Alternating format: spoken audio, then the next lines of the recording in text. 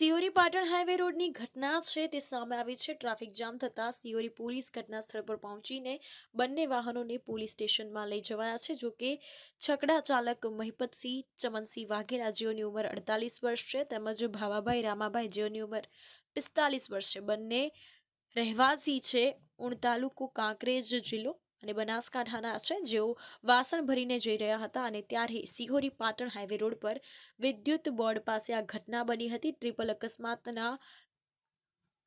અકસ્માત થતા લોકોના ટોળેટોળા ઉમટી પડ્યા હતા। ત્યારે ટર્બો ચાલક અને સ્વિફ્ટ કાર ચાલક વાહન મૂકીને ફરાર થઈ ગયા હતા।